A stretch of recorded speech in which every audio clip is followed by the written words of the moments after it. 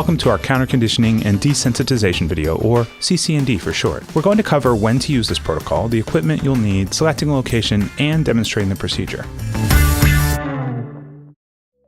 This video is about the mechanics of the protocol and is designed to happen after our consult with the Wildflower team.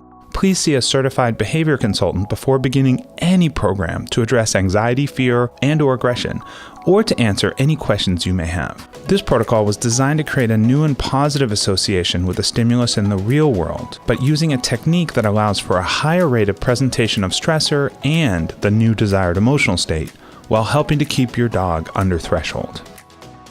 It's really important that we have food that our subject sees as super high value, not us. I'm using cheese and meatball today.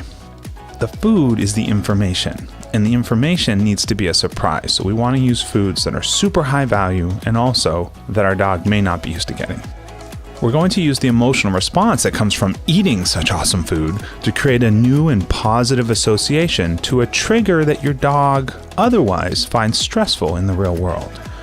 You'll require a new harness or leash that signals to your dog that we're going to go and head out and do CC&D together. Here you can see I'm using a special leash that clips around my waist that I only use when doing CC&D with May. You going to do some work? Okay. Yeah, all right. Okay, we want to pick a location where we can control how far away stressors remain from our dog.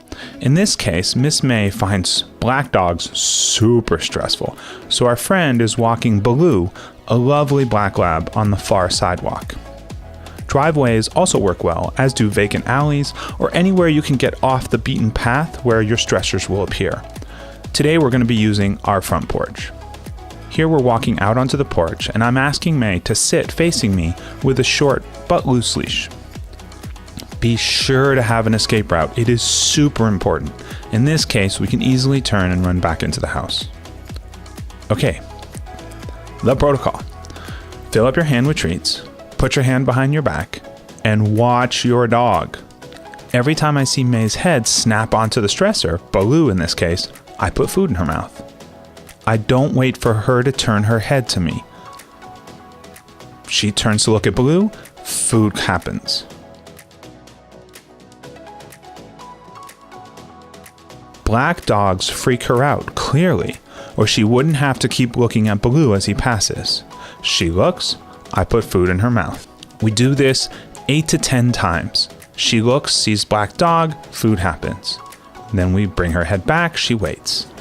And then we'll pause, go inside the house, take a short break, and then come back out and do another repetition.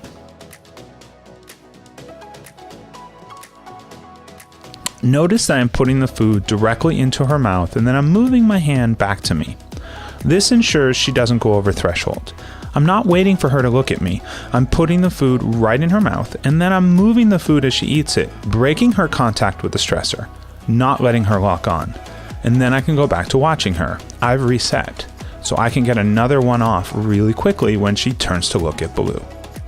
Okay, time for you to give it a shot. Can you tell what the black dog is? And if there's one, can you see the fake look? I tend to not want to feed the fakes.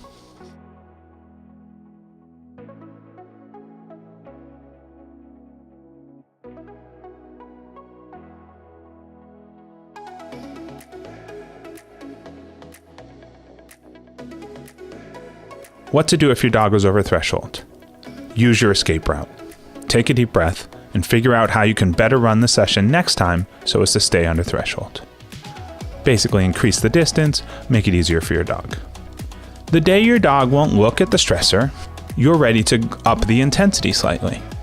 It doesn't mean she's good with the other dog or that stressor, but simply that she is better with them at this current distance. We've been working on this with May for a couple of weeks, and we've slowly decreased the distance that the other dog is walking. Now the black dog is walking on the sidewalk closest to the house.